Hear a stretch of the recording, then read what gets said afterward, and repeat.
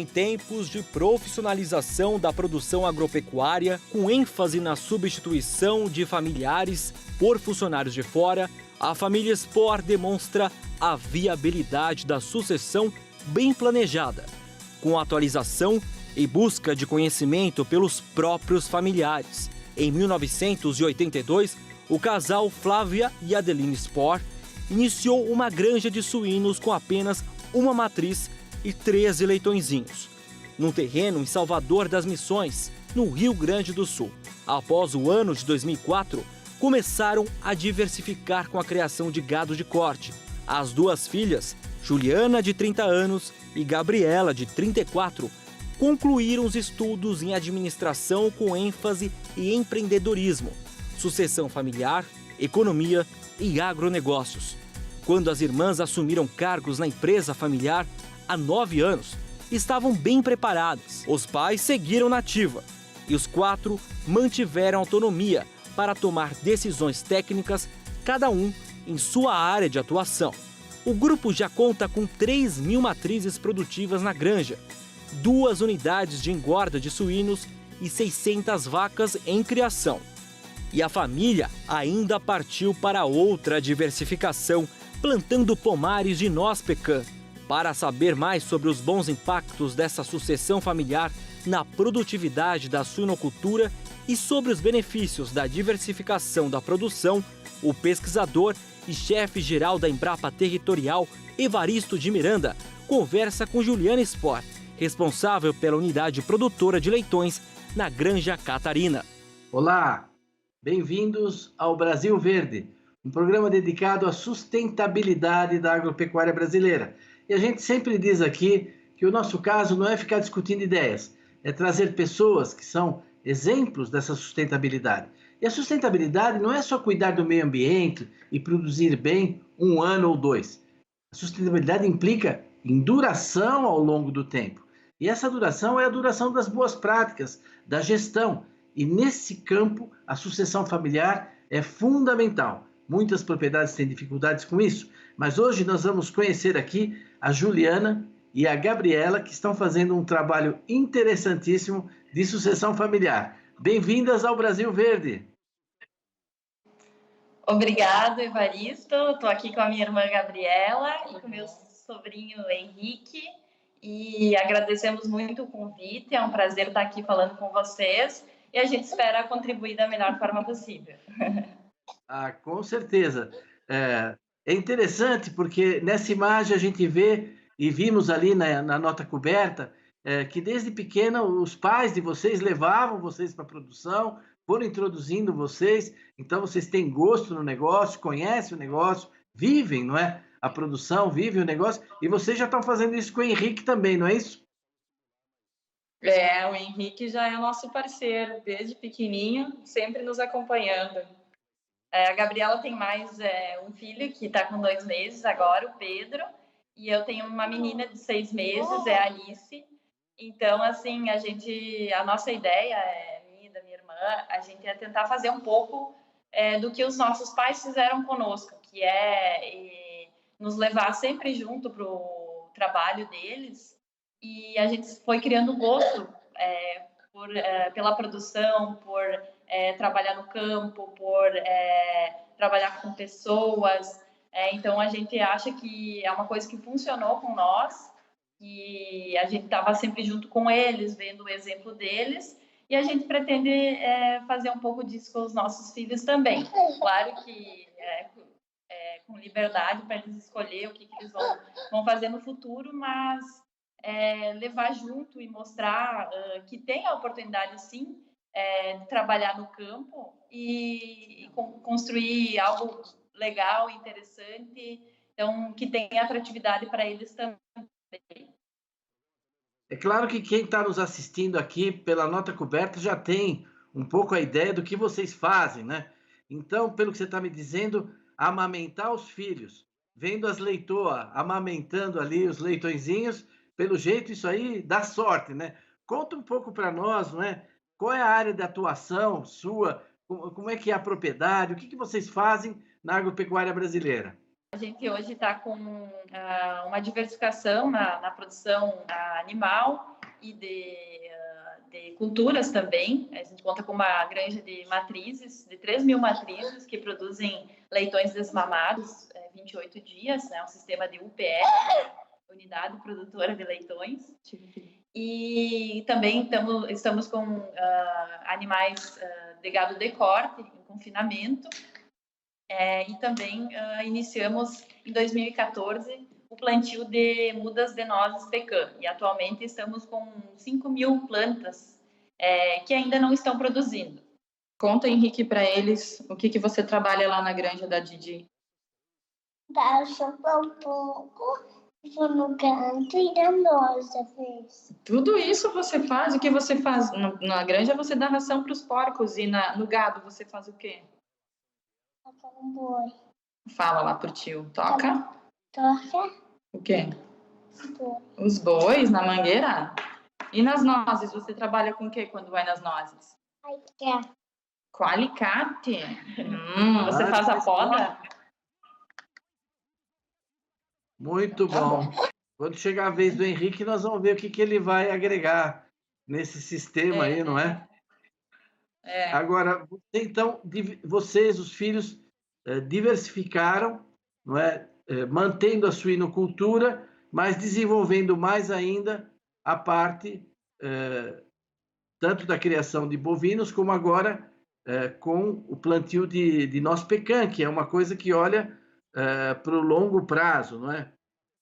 Que olha para o longo prazo. Você tem metas assim para isso? Você tem um objetivo traçado aí para o futuro da sua propriedade? Vai aumentar as matrizes, os leitões, porque vocês produzem leitõezinhos, não é isso? Isso, a gente produz leitões desmamados na granja de suínos, e a ideia não é a ampliação da granja. A gente conversa bastante aqui em família. Os nossos objetivos a longo prazo, em primeiro lugar, conseguir manter tudo que a gente tem hoje, com muita responsabilidade, porque a gente hoje tem mais de 50 funcionários que trabalham conosco, e tem uma grande estrutura já, que a gente considera grande, e a estrutura para a gente conseguir gerir ela, mais eu, meu pai e minha irmã, que a gente gere. Então a gente sempre conversa que procura um crescimento com sustentabilidade, né? Crescer um passo de cada vez, não dar um passo maior que a perna. Acho que esse é um dos legados que o meu pai e minha mãe deixaram também. Eles começaram o negócio com muito pouco dinheiro. Na verdade, eles começaram com uma fêmea que deu seus 13 leitõezinhos, né?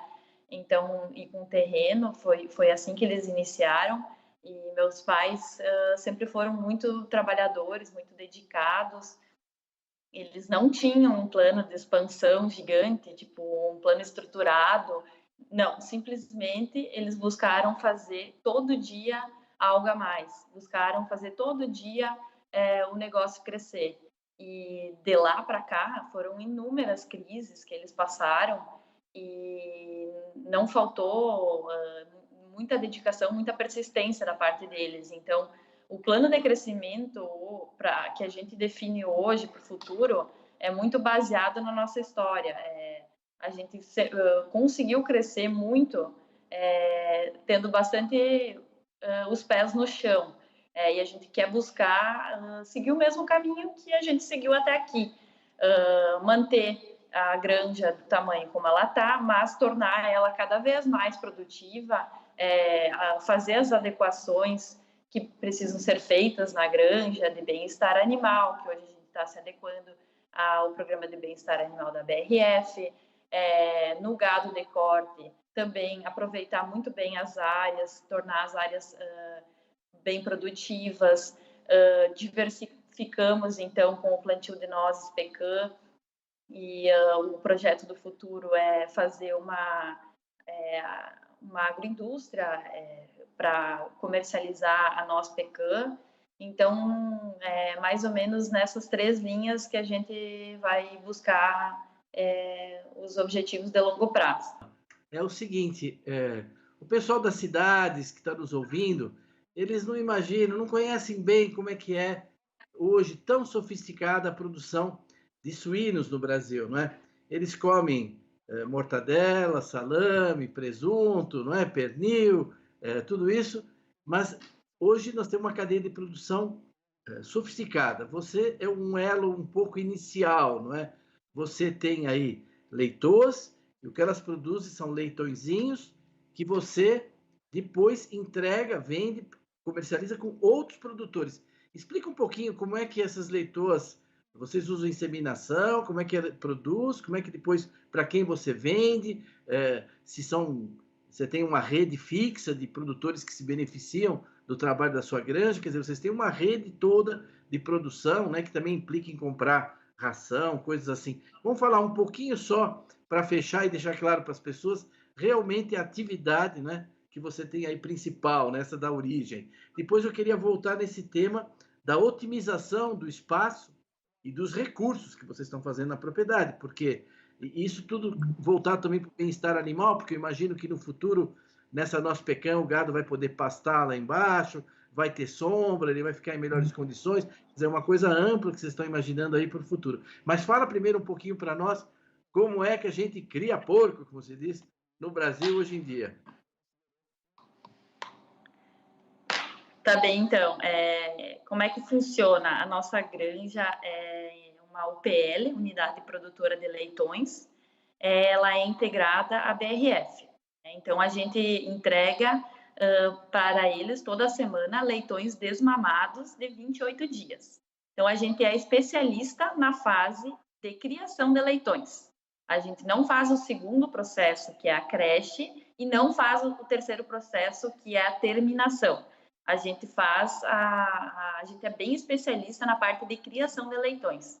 Então, o que acontece? Lá na granja tem a parte de inseminações e a parte da maternidade. A gente recebe as leitoas virgens e faz o trabalho com elas até elas serem inseminadas. Depois disso, vai para a maternidade e lá a gente cuida do parto e do nascimento dos leitões e o cuidado com eles até os 28 dias. Para vocês terem uma ideia, nós temos 130 partos por semana na granja. Então, assim, nós temos funcionários diurnos e noturnos. Só na granja a gente tem 26 funcionários. Né? Então, a gente faz esse processo inicial e a gente se tornou especialista nesse processo inicial. A gente é integrado da BRF, que é a Sadia Perdigão. Então, como funciona o sistema de comodato, a gente recebe a ração e os medicamentos e todos os protocolos de manejo que a gente segue, exatamente como eles pedem. Nós temos a granja totalmente inserida na rastreabilidade, que é o que a empresa faz para garantir a segurança alimentar dos alimentos. É uma série de protocolos e de cuidados, entrando também na linha do bem-estar animal, que a gente precisa assegurar que o alimento chegue na mesa do brasileiro de forma muito segura e saudável. Fora isso, fora essa granja de 3.000 matrizes, a gente tem em outras localidades 2 granjas de terminação, que numa granja a gente faz a terminação de 2.000 animais e na outra granja a gente faz a terminação de 3.000 animais. A terminação é a engorda dos animais. Então, naquelas 2 granjas lá, a gente recebe os animais já com 20 e poucos quilos e faz só o trabalho de fazer a terminação deles até o abate. Então, só para explicar bem como a gente se organiza aqui.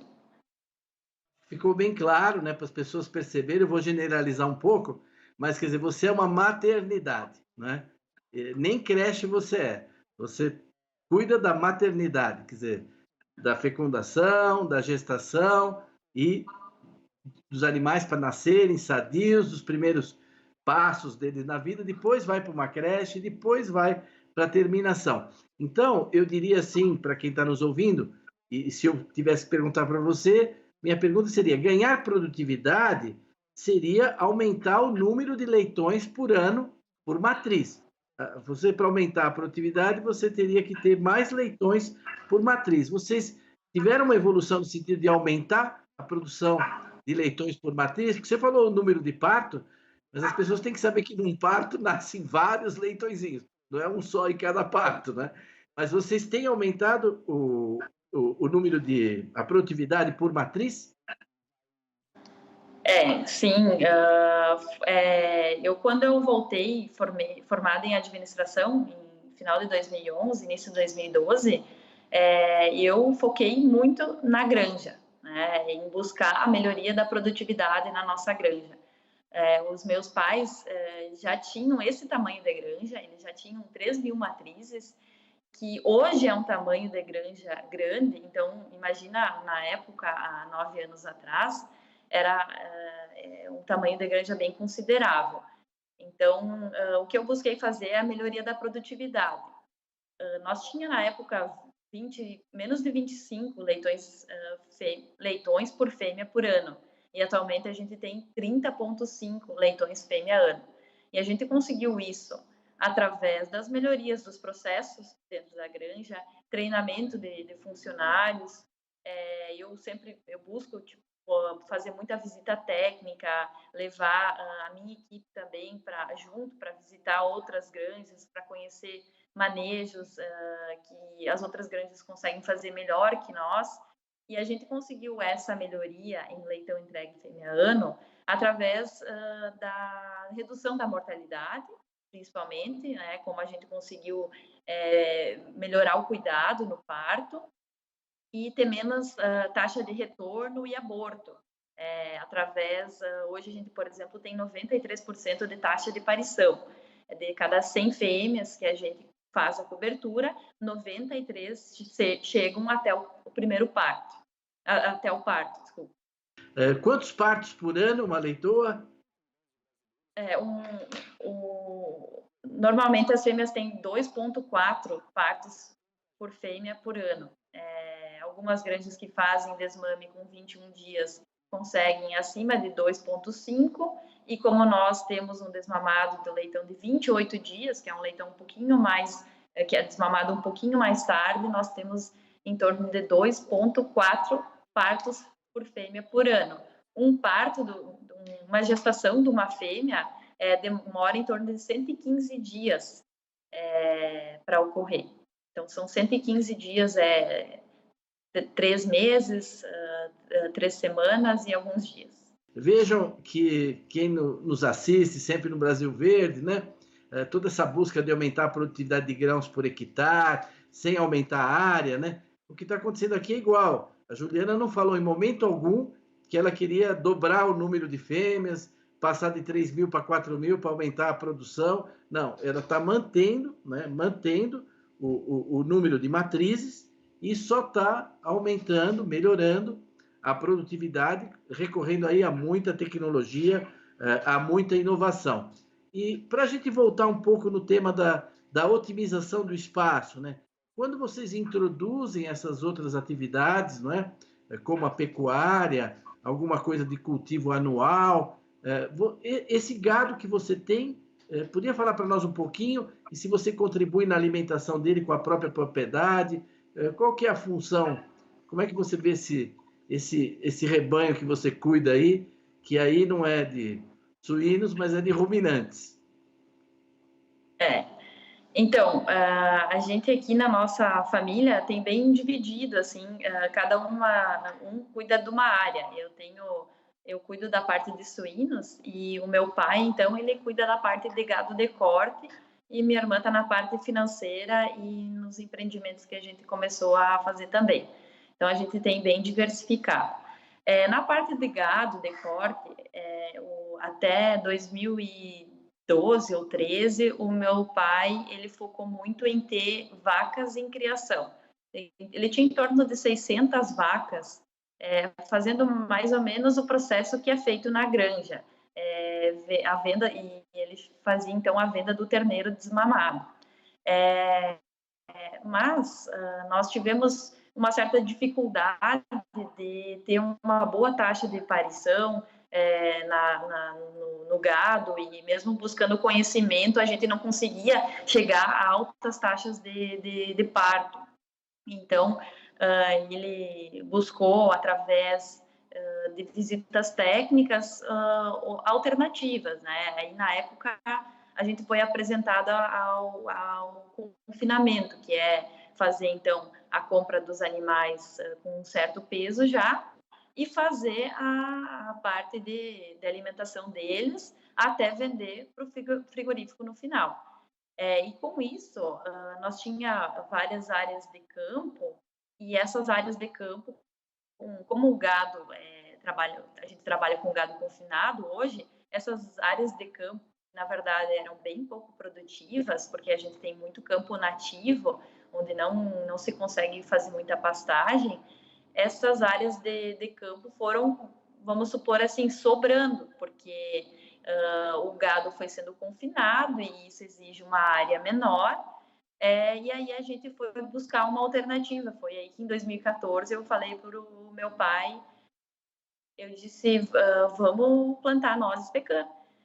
Aí ele primeiro achou que não, que ia ficar muita coisa para a gente conseguir gerir tudo, né? Depois, então, veio a minha irmã para ajudar na gestão da nossa propriedade, do nosso grupo, e ela conseguiu focar bastante nessa parte financeira e burocrática, e a gente conseguiu, então, essa cultura, a nossa pecan.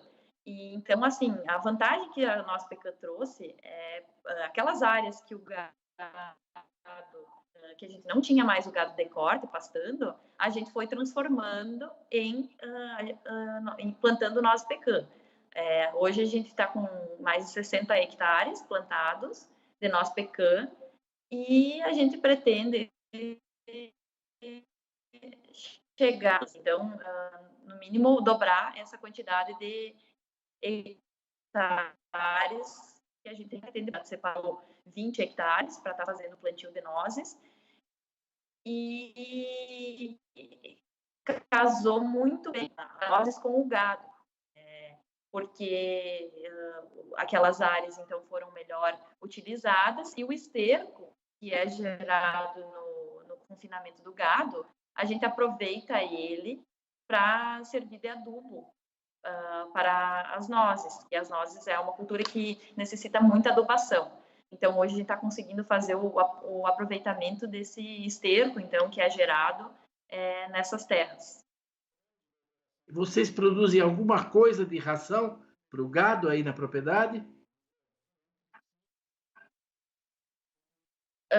Então, isso é uma outra coisa que a gente conseguiu aproveitar bem aqui, porque em 2015, quando foi feito a transição para o comodato total na nossa granja de suínos, antes nós, por exemplo, comprava o milho, comprava o farelo de soja e fazia ração na granja de suínos. Em 2015, a BRF veio com a proposta de fazer o comodato total. No caso, eles viriam, então, trazer a ração, trariam tudo que a gente precisa para a produção. E a nossa fábrica de ração, ela ficaria desutilizada, né? Ela ficaria parada. Então, casou muito bem isso também, porque a gente aceitou a proposta, até porque não tem volta, é um caminho sem volta. Essa parte da BRF, eles buscam ter 100% da carne rastreada, né? Saber exatamente o que é feito com os animais. Então, se a gente quisesse continuar na BRF, continuar na empresa, a gente teria que aceitar essa proposta deles. Então, a gente aceitou e a gente aproveitou essa nossa fábrica de ração para buscar fazer a ração do gado, que é uma ração, ela é bem simples, ela tem basicamente milho e farelo de soja e mais algumas vitaminas e minerais que vão na ração. E essa fábrica, então, ela começou a ser aproveitada para servir como fábrica de ração para os animais, para o gado de corte que está em confinamento. Esse trabalho, essa sucessão da família Spohr, né, que nós estamos vendo aqui, que mostra como que as propriedades rurais podem, não é, unindo as forças de várias gerações, permitir aos jovens de realizarem seus planos, trazerem novas ideias, continuarem trabalhando todos juntos, né? Eu fiz agronomia na França e logo no meu primeiro estágio, assim, no primeiro ano, eu lembro que o produtor me mostrou um plantio de nogueiras que ele tinha feito. Não era muito grande, era uma linha assim de nogueiras. Eu falei, para ter nozes. Ele falou, não, é para os meus filhos terem madeira de nogueira. Quando eles forem casar, eles vão fazer uma casa por ali, então eles vão usar madeira de nogueira e custa muito cara a nogueira. Então, quando eles forem casar daqui 30, 40 anos, vai ter Então, a nogueira, eu acho que ela tem uma simbologia muito grande. Você já está há 6 anos com essas nogueiras aí. Provavelmente, o ano que vem, você já começa a ter alguma produção, não é isso? Então, Evaristo, o negócio de noz pecan, ele é um negócio muito pouco explorado ainda no Brasil. Nos Estados Unidos é o maior mercado consumidor e eles são o maior produtor mundial também. Lá tem um mercado consumidor bem maduro. Os pomares lá têm 50, 60, 70 anos ou mais. E as plantas são muito produtivas. Aqui no Brasil existem poucos pomares grandes e com mais de 50 anos. A maioria dos pomares são jovens e tem na verdade é um negócio pouco explorado porque poucas pessoas se interessam, porque o retorno desse negócio ele se dá no longo prazo. Você por anos tem que colocar dinheiro para só depois, lá na frente, começar a colher os resultados. Dizem que a partir do 10º ano se dá o retorno do investimento, né? Até o 6º ano, onde não tem colheita, você só tem que colocar dinheiro no negócio. Você tem muitos custos com a implantação do pomar e tudo mais, para depois do 10º ano começar a dar o retorno do investimento. Olha, eu queria agradecer muito a Juliane, a toda a família Sport por essa participação no nosso programa, que trouxe essa dimensão que as pessoas esquecem, tão essencial para a sustentabilidade, que é a duração no tempo. E a duração no tempo, num negócio como o da agricultura, principalmente na agricultura brasileira, onde a família é essencial, tem a ver com a transmissão entre as gerações, não é? O que é uma tradição? Uma tradição é atualizar no presente aquilo que a gente recebeu do passado, né? E eles são exemplo dessa união, dessa sustentabilidade numa família que coopera, mas que continua inovando e buscando inovação. Agradeço a participação de todos e convido para estar mais uma vez conosco aqui no Brasil Verde na semana que vem. Até lá!